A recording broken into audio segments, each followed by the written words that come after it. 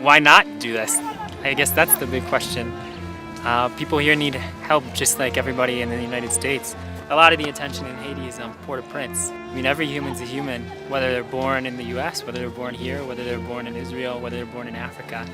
Everyone needs health care. Some people are just fortunate enough to be born into a situation where they can get it easily. People here just weren't born into that situation, especially up here in the mountains.